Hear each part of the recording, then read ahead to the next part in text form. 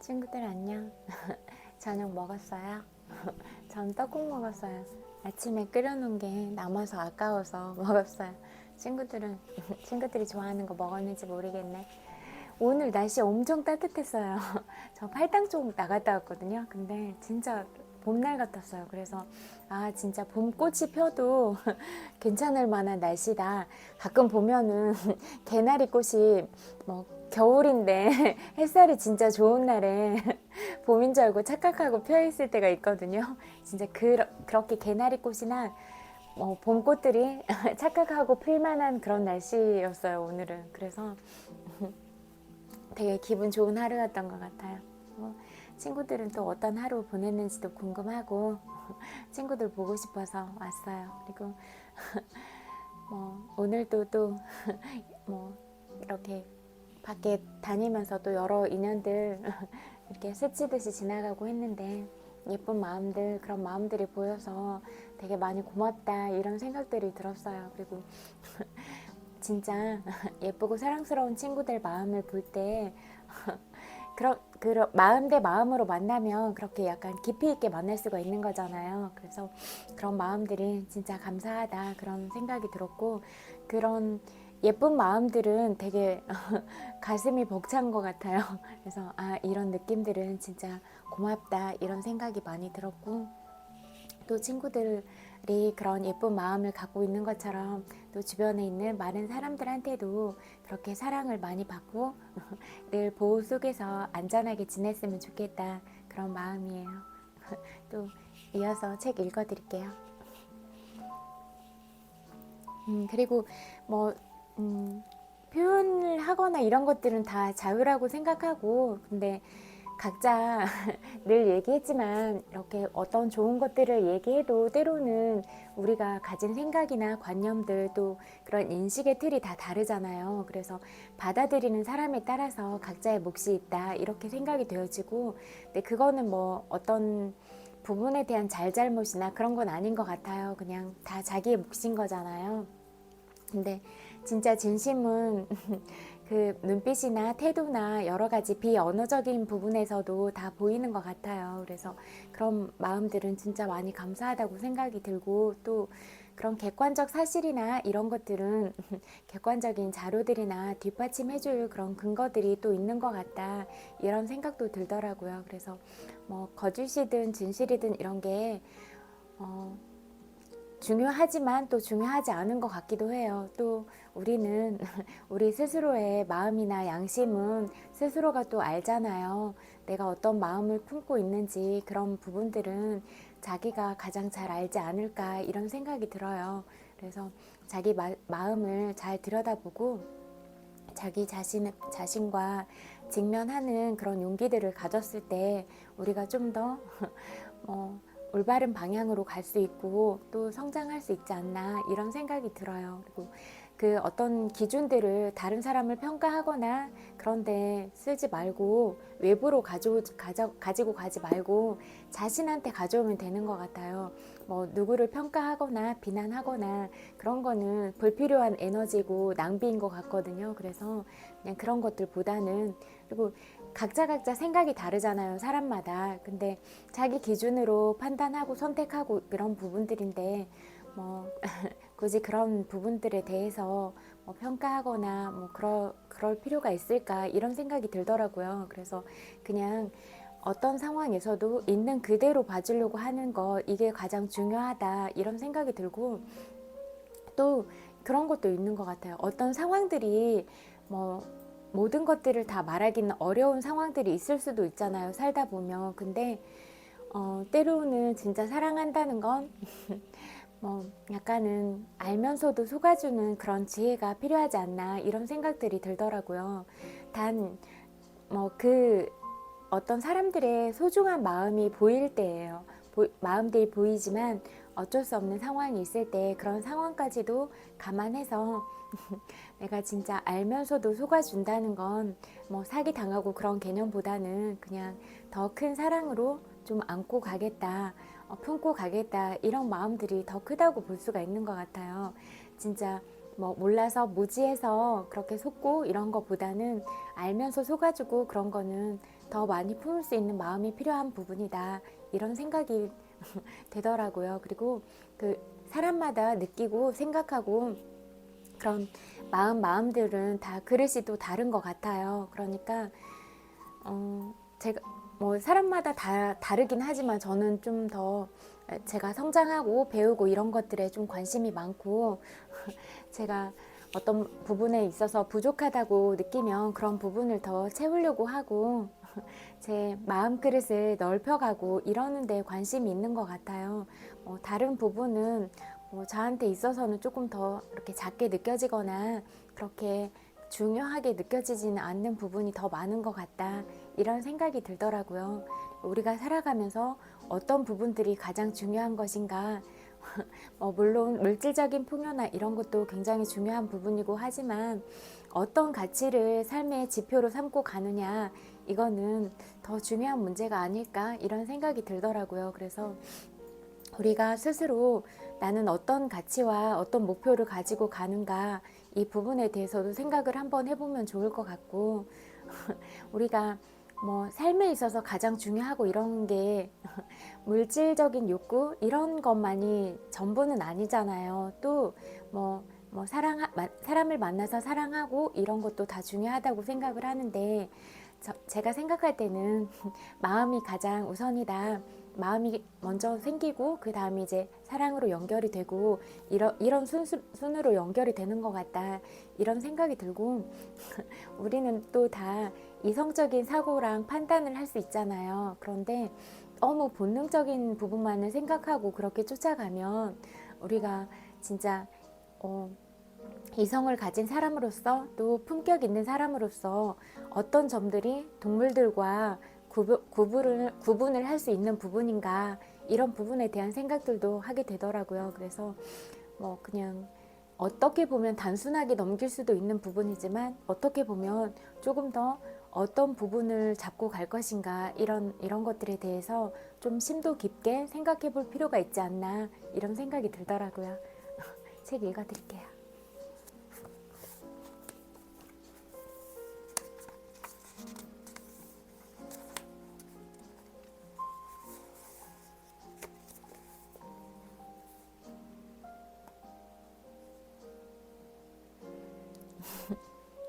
믿음을 상실하면 삶을 향한 의지도 상실한다.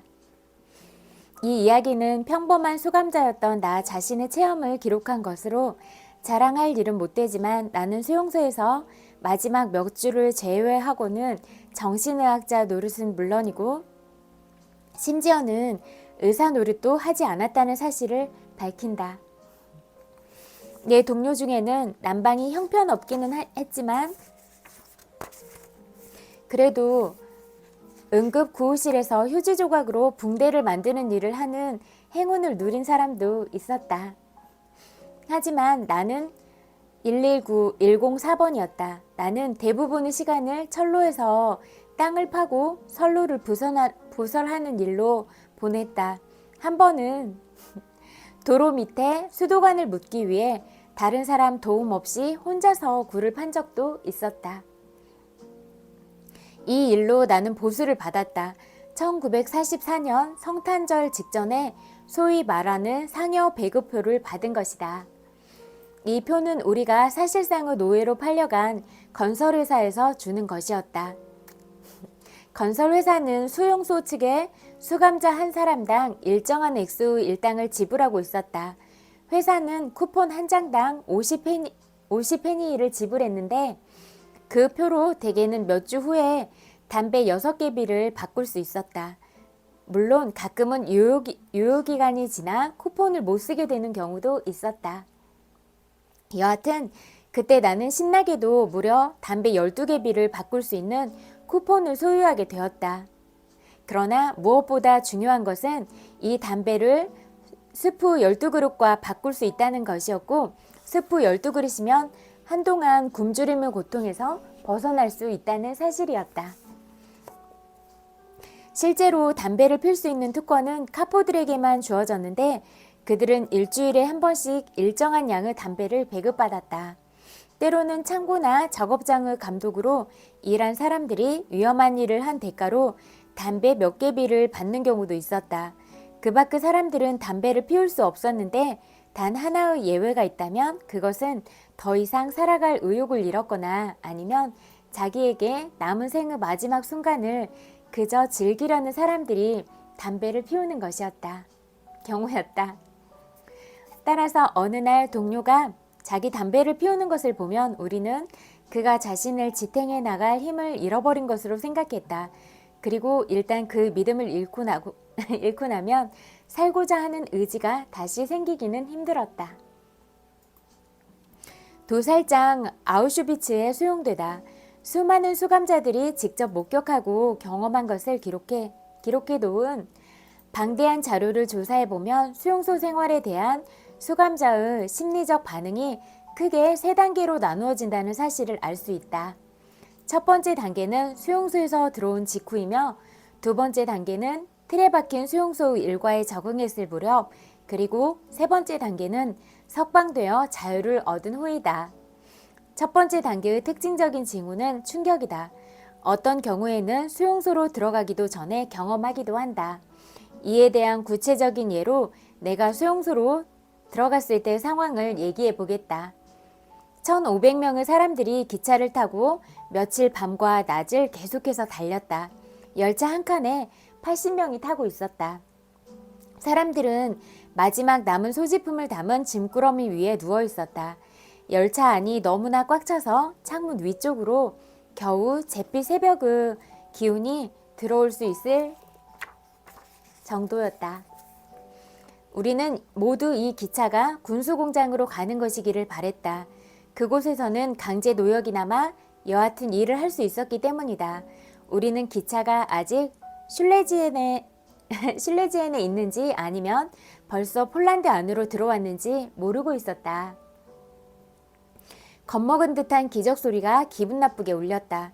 마치 파멸에 빠질 운명에 처해 있는 이 불행한 짐꾸러미들을 불쌍히 여겨 도움을 청하는 울부짖음을 하늘로 올려보내는 것 같았다. 잠시 후 기차가 덜컹거리며 옆 선로로 들어갔다. 종착역이 가까워진 것이 분명했다. 바로 그때 불안에 떨고 있던 사람들 틈에서 울부짖는 소리가 들려왔다. 아우슈비츠야. 저기 팻말이 있어. 그 순간 모든 사람들의 심장이 멈췄다. 아우슈비츠, 가스실, 화장터, 대학살, 그 모든 공포를 불러일으키는 이름. 아우슈비츠. 기차는 망설이는 것처럼 천천히 움직였다. 불쌍한 우리들을 어떻게 해서든지 아우슈비츠라는 끔찍한 현실로부터 구해내고 싶다는 듯이. 새벽이 되자 거대한 수용소의 윤곽이 드러나기 시작했다.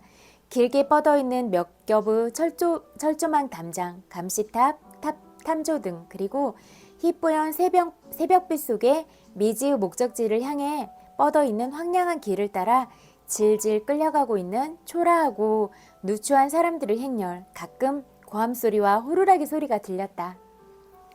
하지만 우리는 그것이 무엇을 뜻하는지 알지 못했다. 나는 사람들이 대롱대롱 매달려 있는 교수대를 상상해 보았다. 소름이 끼쳤다. 하지만 사실 이것만 해도 괜찮은 편이었다. 왜냐하면 그 후로 점점 더 끔찍하고 엄청난 공포와 만나야 했기 때문이다. 마침내 우리는 역 안으로 들어갔다. 최초의 정적이 고함치는 명령 소리에 의해 깨졌다.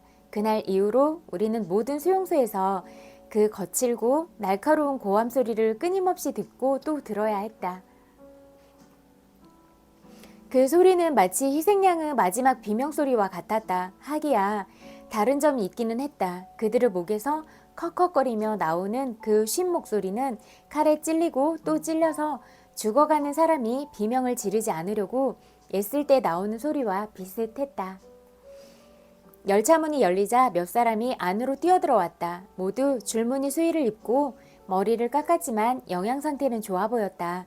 그들은 유럽 여러 나라의 말을 사용하고 있었다. 그 중에는 우스갯소리를 던지는 사람도 있었는데 하지만 그런 상황에서는 그것이 아주 기괴하게 느껴졌다. 본래 낙천적인 성격. 아무리 절망적인 상황에서도 나는 감정의 평온을 잊지 않으려고 노력해왔다. 낙천적인 성격을 가진 나는 지푸라기라도 잡는 심정으로 이렇게 생각했다. 이 사람들은 아주 신수가 훤하군. 괜찮은 사람들처럼 보여. 심지어는 웃고 있잖아. 누가 알아? 내가 저 사람들처럼 혜택받는 처지에 있게 될지. 집행유예 망상. 정신의학에 보면 소위 집행유예 망상이라는 것이 있다. 사형 선고를 받은 죄수가 처형 직전에 집행유예를 받을지도 모른다는 망상을 갖는 것이다. 우리도 마찬가지였다. 신랄 같은 희망에 매달려 마지막 순간이 그렇게 나쁘지는 않을 것이라고 믿었다. 불그레한 뺨과 통통한 얼굴을 한 그들을 보는 순간 우리는 크게 용기를 얻었다. 그 사람들이 수감자 중에서 특별히 뽑힌 사람들이라는 것과 수년 동안 매일같이 이 역에 들어오는 사람들을 책임지는 접대반이라는 사실을 그때는 전혀 몰랐던 것이다. 그들은 새로 들어온 사람과 그들의 짐을 처리했다. 귀한 선물이나 귀한 물건이나 몰래 가지고 들어온 보석도 압수했다. 전쟁 기간 중 마지막 몇 년 동안 아마도 아우슈비츠가 유럽에서 가장 희한한 곳이었을 것이다. 수용소의 대형 창고는 물론 나치 대원들의 수중에도 금, 은, 백금, 다이아몬드와 같은 값비싼 보석들이 흘러 넘쳤을 것이 틀림없기 때문이다. 1,500명이나 되는 사람들이 기껏해야 200명 정도밖에 들어갈 수 없는 가축우리 같은 건물에 구겨 넣어졌다. 우리는 추위와 굶주림에 시달렸다. 바닥에 들어 눕기는커녕 쭈그려 앉아있을 만한 자리조차 없었다. 나흘 동안 우리가 받은 양식이라고는 5온스짜리 빵 한 개가 전부였다. 그런 상황에서 나는 이 건물을 책임지고 있는 고참 수감자가 백금과 다이아몬드로 된 넥타이핀을 놓고 한 접대 반원과 흥정하는 소리를 들었다. 그들은 이렇게 해서 번 돈의 대부분을 시냅스라는 술을 사는 데 썼다. 즐거운 저녁 한때를 위해 필요한 슈냅스를 사는데 몇천 마르 그 돈이 필요했는지 지금은 기억할 수 없다.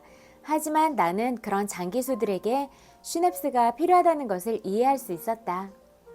그런 상황에서 그들이 술로 자기 자신을 마취시키고 싶어하는 것에 대해 누가 비난을 하겠는가. 그런데 수용소 안에 있는 사람 중에는 나치 대원으로부터 거의 무제한으로 술을 공급받는 사람들도 있었다.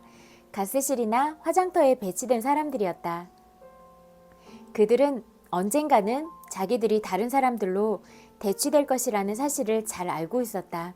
강요된 사형 집행인의 역할이 다른 사람에게 넘겨지고 대신 자기 자신이 그 희생자가 될 것이라는 사실을 알고 있었던 것이다. 하지만 나와 함께 수용소에 들어온 사람들은 거의 모두가 언젠가는 자기에게 집행유예가 내려질 것이며 만사가 잘 풀릴 것이라는 환상을 갖고 있었다. 우리는 곧 눈앞에 펼쳐질 장면 뒤에 어떤 의미가 숨어 있는지를 몰랐다. 우리는 짐을 모두 열차 안에 두고 내린 다음 두 줄, 한 줄은 남자, 한 줄은 여자로 서라는 명령을 받았다. 친위대 장교에게 검열을 받아야 했기 때문이다. 그런데 그때 나는 용감하게도 빵봉지를 외투 속에 감추는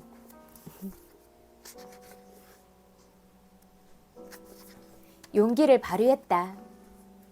내 줄에 있는 사람들이 한 명씩 장교 앞을 지나갔다. 만약 그 장교가 내 빵봉지를 발견하는 날에는 엄청난 위험에 처하게 될 것이다. 그렇게 되면 최소한 그가 주먹을 날려 나를 쓰러뜨리기라도 할 것이다. 경험을 통해서 나는 그것을 잘 알고 있었다. 장교가 가까워지자 나는 본능적으로 몸을 똑바로 세웠다.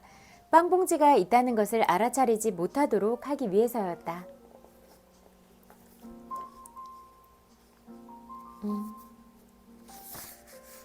하나 더 읽어야겠다. 삶과 죽음의 갈림길. 드디어 장교와 마주보는 위치에 있게 되었다. 장교는 군복이 꽤 잘 어울리는 마른 체격의 키가 큰 사람이었다.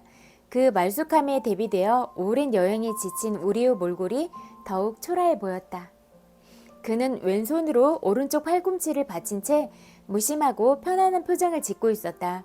오른손을 들고 집게손가락으로 아주 느리게 오른쪽 혹은 왼쪽을 가리켰다.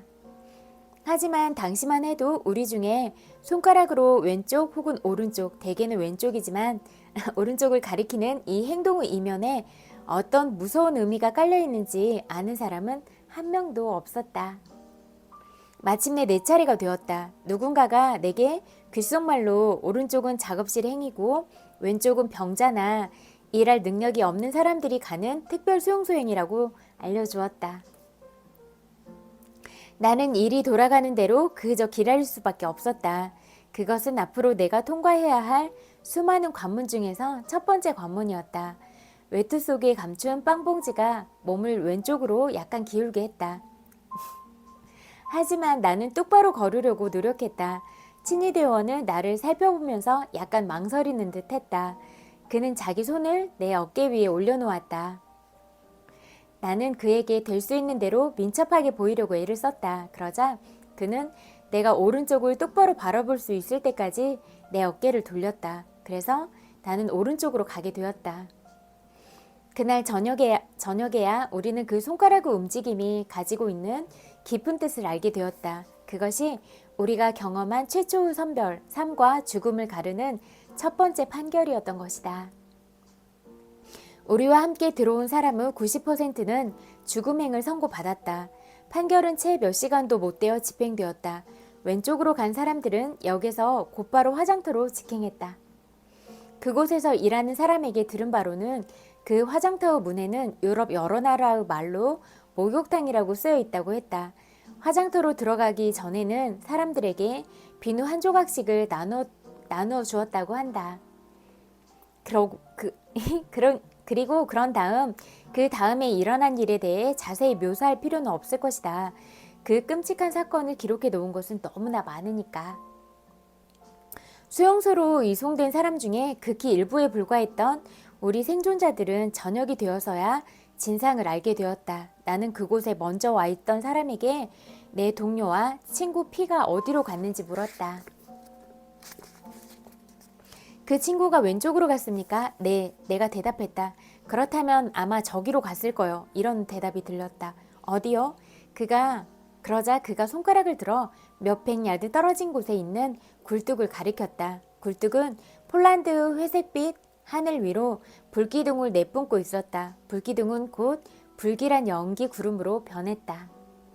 당신 친구가 간 곳이 바로 저기요.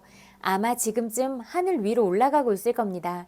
그럼에도 불구하고 나는 그가 쉬운 말로 사실을 이야기해 줄 때까지 그 말이 무슨 말인지 몰랐다. 이 책은 여기까지 읽고 또 잠재의식에 관한 책 읽어드릴게요.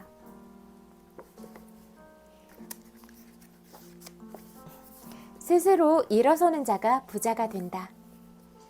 스스로 일어나는 자, 즉 잠재력과 상황을 한 차원 더 끌어올리는 사람이 되려면 일단 나의 소망을 내가 받아들일 수 있는 수준까지 끌어올려야 한다. 그러면 소망이 이루어지는 모습이 내 앞에 펼쳐질 것이다. 어떤 종류 궁핍과 질병, 결핍, 한계가 있더라도 이를 딛고 일어날 수 있다.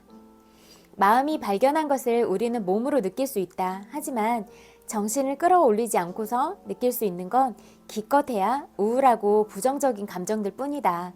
여기서 정신을 한 단계 높은 차원으로 끌어올린다는 것은 영적인 힘에 기대어 일상적인 육체적 감각을 초월하는 용기, 믿음, 힘, 지혜를 얻는 것이다. 정신이 한 차원 더 높아지면 예전의 나는 사라지고 새로운 나로 태어난다. 이 부분도 제가 늘 좋은 생각과 긍정적인 생각과 마음을 가지라고 했잖아요. 근데 생각보다 또 주변에 그렇게 꼭 그런 긍정적인 생각을 가지지 않고 비난하거나 폄하하려고 하는 그런 사람들도 있잖아요. 꼭 나쁜 의도를 가졌다기보다 자기 자신들도 보지 못하는 자기가 있고 또 그런 모습들이 자기도 모르게 튀어나올 수도 있고 여러 가지들이 있을 수 있잖아요. 아니면 의도가 있어서 그럴 수도 있고. 근데 그런 에너지보다 자기 에너지가 이렇게 더 높은 차원의 에너지로 있으면 밑에서 이렇게 아무리 이렇게 잡아당기려고 하고 그래도 그 부분들이 영향을 미치지 않게 되거든요. 그러니까 우리가 항상 에너지는 높은 수준으로 가지려고 노력하고 그러는 게 중요하다 이렇게 생각해요. 그리고 제가 시크릿 책 중요하다고 얘기 드렸잖아요. 계속 끌어당김의 법칙에 대해서도 이야기하고, 근데 거기에서도 나왔던 바프록터가 하는 말도 거기에 포인트가 있어요. 사람들이 가려고 하는 지점은 저기에 있지만 우리의 감정 상태나 그런 정신적인 부분들이 여기 밑에 있으니까 올라가지 못한다고 말을 하거든요. 그래서 끝 지점을 보고 그 에너지 진동의 파장도 그 높은 상태에 맞춰져 있어야지 우리가 가려고 하는 목표랑 우리가 가진 진동이 같은 차원으로 갔을 때 그걸 이루기가 쉽다고 말을 하거든요. 그러니까 항상 우리가 우리의 감정과 그런 생각들을 떨어뜨리지 말고 그걸 유지하기 위해서 노력해야 된다. 이 부분이 가장 중요한 포인트라고 할 수 있어요.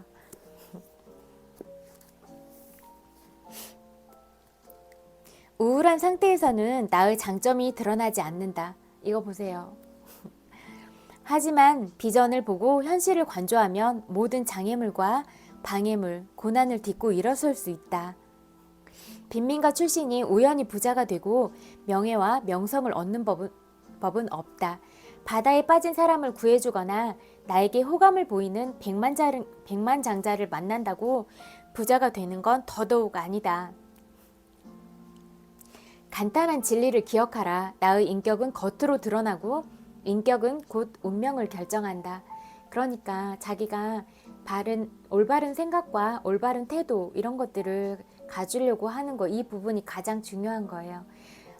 예를 들면 진짜 식당에 갔을 때도 어떤 주인이 진짜 너무 친절하게 해주고 그러는 거 보면 다음에도 또 찾고 싶은 거랑 그런 똑같은 것 같아요. 그러면 계속해서 입소문이 나고 소문이 날 거고, 그게 또 친구들에 대한 브랜드 가치가 되고, 점점 그렇게 가치가 높아지면 찾는 사람들이 많아질 거고, 또 친구들이 가진 잠재력과 창의력 이런 부분들이 점점 더 개발하려고 노력하고 공부할수록 그런 부분들이 발전을 하잖아요.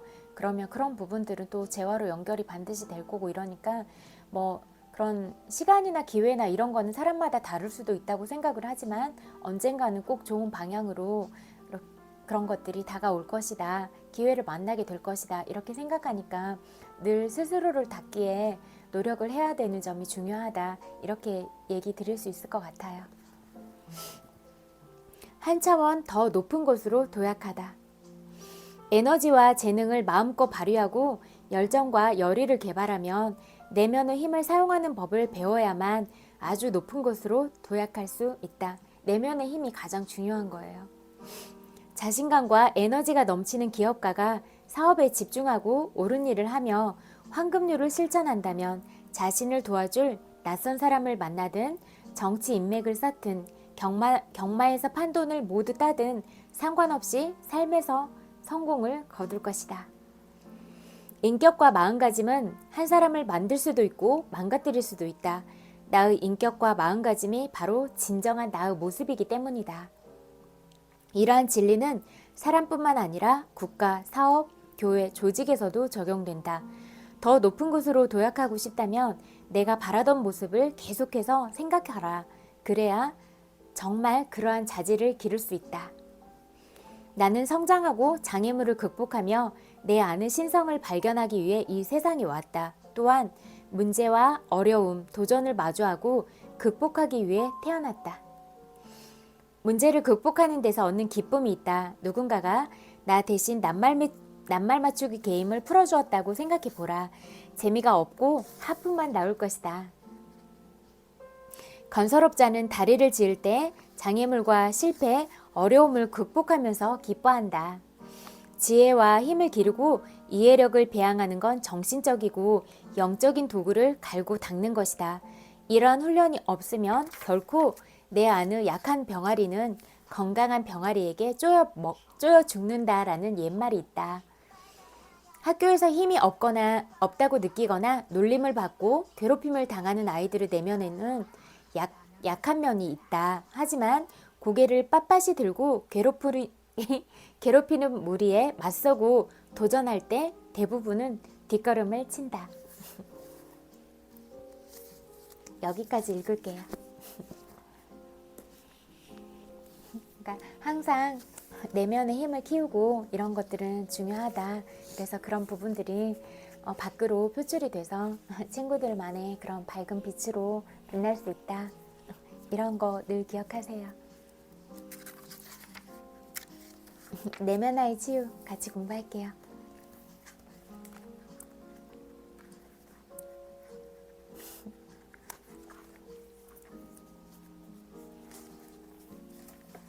감정. 웃음과 울음은 아이에게 있어서 아주 독특한 두 가지 감정이다. 인류학자인 애슐리 몬테큐는 아이들이 웃고 어떤 사물 안에서도 익살스러운 유머를 찾아내는 것은 자연스러운 현상이다. 그 사물이 실제이든 상상한 것이든 만들어낸 것이든 상관이 없다. 그들은 희극에 빠져 있는 것이다 라고 말했다. 유머는 인간이 소유하고 태어난 가장 오래되고 위대한 자원이다. 오랫동안 철학자들은 오직 사람에게만 유머라는 선물, 즉 웃을 수 있는 능력이 주어졌다고 말해왔다. 유머 감각은 삶의 가치를 더해준다. 이 말은 사람이 유머 감각을 가지고 있을 때 인생이 좀 더 살기 쉽다는 뜻이다. 상담조로서 나는 내 내담자가 점점 나아지는 시점을 쉽게 알 수 있다. 그 시점에선 바로 그들의 유머 감각이 나타나기 때문이다. 그때 그들은 자기 자신에 대해 너무 심각하게 생각하던 것을 멈추기 시작한다. 몬테규에 의하면 아이들은 생후 12주가 되면서부터 유머 감각을 가지게 된다고 한다. 사랑과 돌봄을 받은 어린아이의 얼굴과 눈을 자세히 들여다보라. 그 안에서 당신은 꾸밈없는 기쁨을 보게 될 것이다.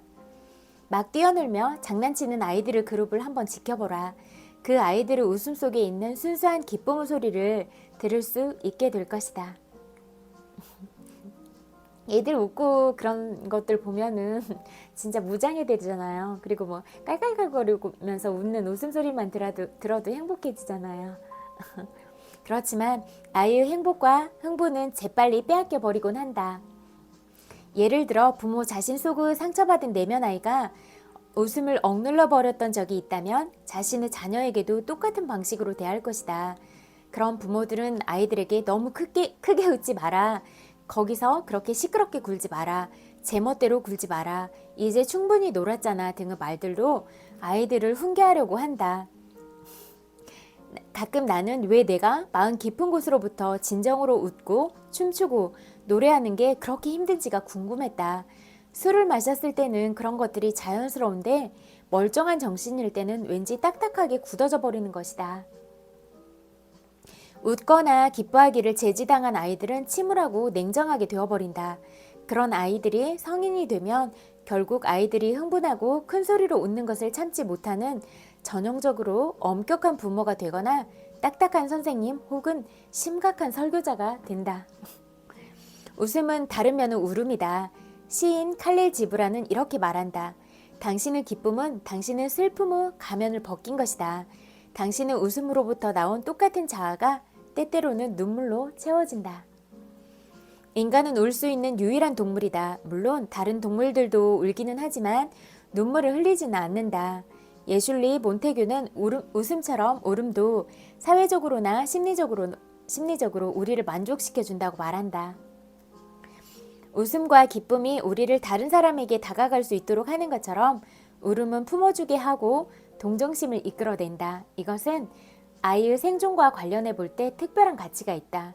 아이가 좋아서 옹알거리거나 깔깔거리며 웃을 때면 우리는 아이에게 더 가까이 다가가서 그들에게 필요한 공생적인 유대감을 형성하게 된다.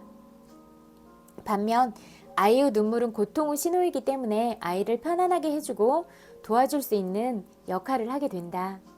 다른 사람들로부터 반응을 일으키게 하는 정서적 표현인 웃음과 울음은 시간을 초월해 인간 사회가 발전하는데 중요한 영향을 끼쳐왔다. 특히 울음은 인간이 동정심 많은 창조물로 발전하는데 아주 커다란 역할을 해왔다고 할 수 있다.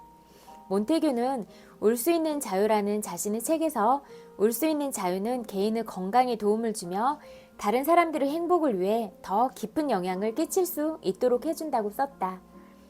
아이가 우는 걸 창피해하게 되면 성장에 심각한 상처를 입게 된다. 대부분의 가정에서 아이들의 울음은 부모 상처받은 내면 아이 속에 있는 미해결된 슬픔을 건드린다. 대부분의 성인 아이들은 그들의 울음을 박탈당했었다. 많은 부모들이 일부러 아이를 울지 못하게 한다. 그것이 아이들을 강하게 만든다고 믿고 있는 것이다. 물론 말도 안 되는 잘못된 생각이다. 그래서 이 책에서는 우리 모두가 얼마든지 눈물을 표현할 수 있고 또 그것이 필요하다는 것을 이야기하고자 한다. 원초적인 고통에 대한 나의 작업은 주로 슬픔에 대해 다루게 된다.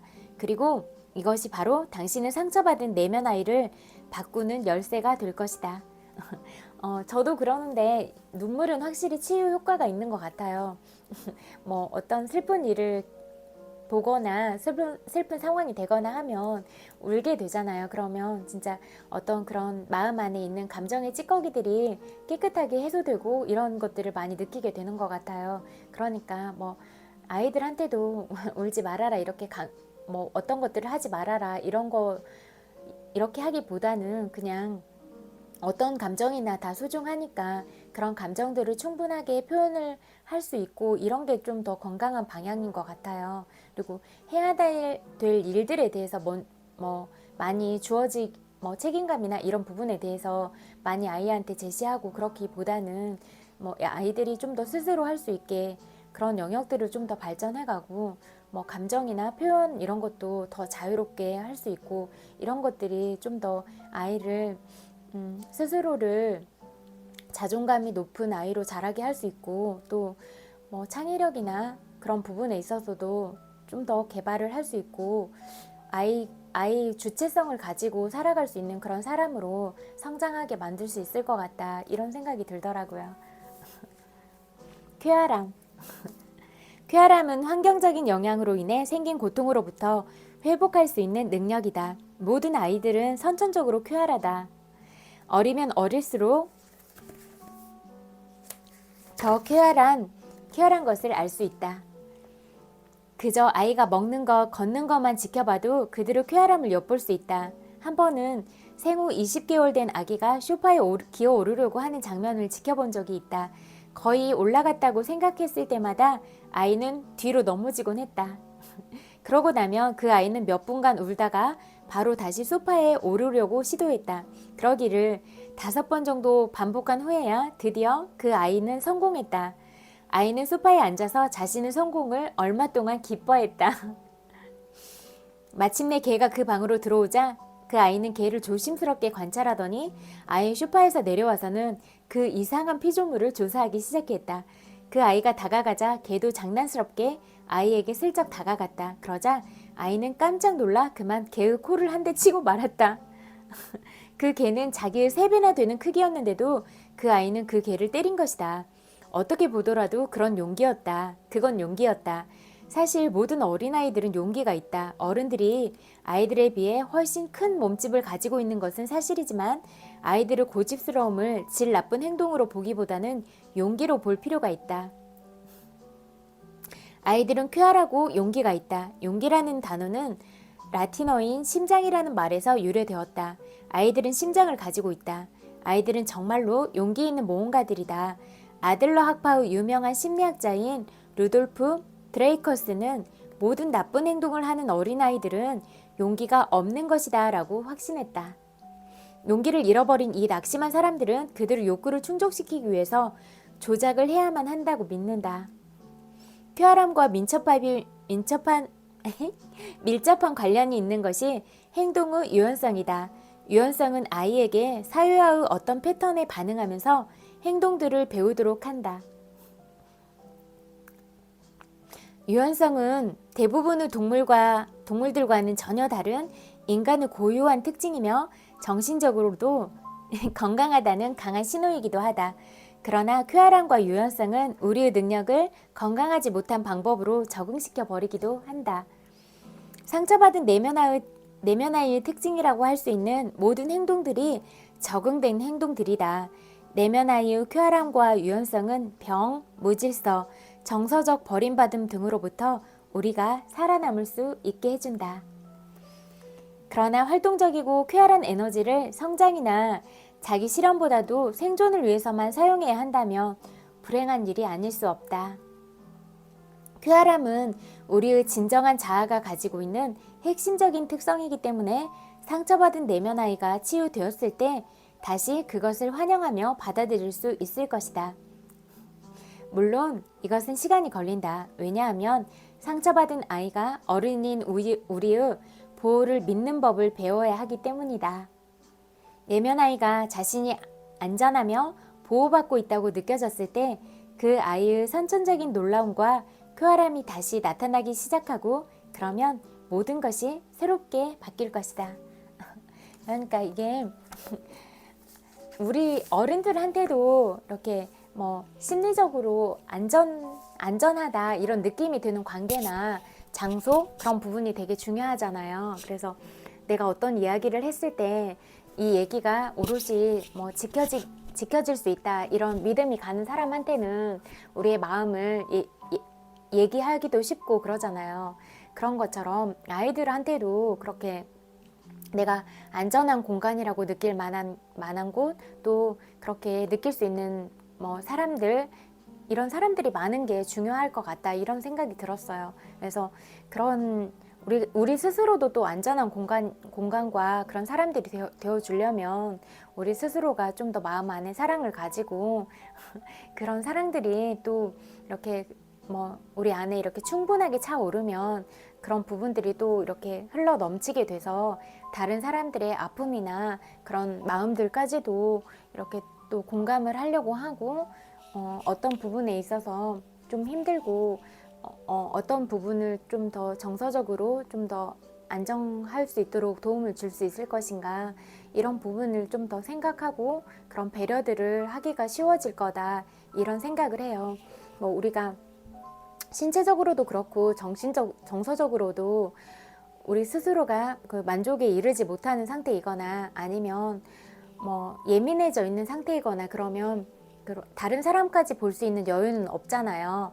그래서 우리의 신체도 되게 중요한 것 같아요. 뭐 피곤하지 않게 이런 에너지나 이런 부분들을 잘 조절하고 가는 거 이런 것도 중요하고 또 정신적인 부분에 있어서도 늘 긍정적인 방향으로 가려고 하고 이런 마음가짐과 또 좋은 태도를 가지려고 하는 것들 이런 게 중요하다. 그리고 좋은 태도가 그 사람의 삶의 질을 만들어가고 더 좋은 방향으로 반드시 이끌어 갈 것이다. 이렇게 생각하거든요.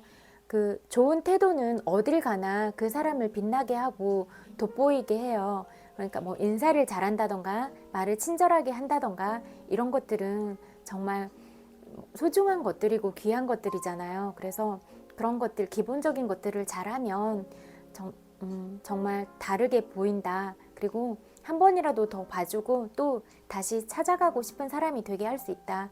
이런 생각들이 많이 들더라고요. 근데 또 반대의 경우도 있어. 어떻게 보면 좀 우리들은 되게 눈앞에 있는 사사로운 것들에 너무 사로잡혀서 살지 않나 이런 생각이 들어요. 어떤 가게를 가면 다 알아들을 수 있을 것 같은데 그런 비유적인 표현들을 막 할 때가 있어요. 들으라고 하는 건지 뭔지는 잘 모르겠지만 아무튼 근데 장기적으로 생각을 해보세요. 내가 인사를 잘하고 친절하게 하면 또 가고 싶고 거기 갔는데 정말 친절하고 그랬어 가고 싶어졌어 또 가고 싶어 라고 주변에 있는 지인들한테 말해서 같이 가거나 그러면 또 그 지인들이 또 소개를 하거나 그러면 점점 그 가게가 번창하게 되잖아요. 근데 한 번 갔는데 어떤 불쾌감이나 모욕감을 느꼈어. 그러면 우리는 감정을 가졌으니까 다시 가고 싶지 않다 이런 마음이 들 수도 있잖아요. 그러면 그 한 번으로 어떤 단계적인 부분들이 단절이 되는 거예요. 그런데 우리가 그 자기의 기본적인 그런 단지 뭐 그런 마음의 어떤 뭐 감정 찌꺼기나 이런 것들을 해소하기 위한 목적으로 그런 아주 귀한 것들을 놓쳐버린다 하면은 우리가 아주 작은 부분에 뭐 갇혀서 더 넓은 세상, 더 크게 보는 세상을 바라보지 못하고 있다. 안타까운 상황이다. 저는 이런 생각들이 많이 들더라고요. 그런데 생각보다 이런 상황이 아주 많다. 이거는 그냥 단적인 예로 가게에만 이렇게 비유적인 표현으로 들었는데 우리들이 만나는 그런 관계 속에서도 보면 이런 부분들이 많이 자연되어지고 있다. 이렇게 보이더라고요. 그래서 정말 중요한 끝지점을 보고 가고 먼 훗날을 기약하면서 그렇게 보고 가는 것들이 중요하다. 더 큰 세상을 그리고 더 큰 세상을 보는 게 중요하다. 그런 생각이 많이 들더라고요.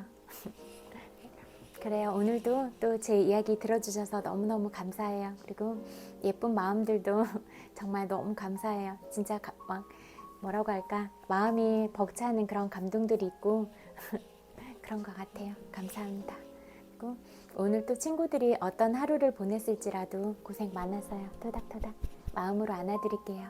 그리고 또 잘 때는 늘 긍정적인 생각, 긍정적인 감정을 가지고 또 잘 수 있도록 그렇게 하고, 그래도 오늘은 또 봄날처럼 그렇게 날씨가 많이 풀려서 따뜻하고 그랬는데 또 그래도 이불 잘 덮고 포근하게 잘 자면 좋겠네요.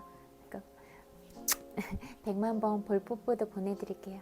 엄청 많이 사랑해요. 모두 모두 굿나잇. 안녕.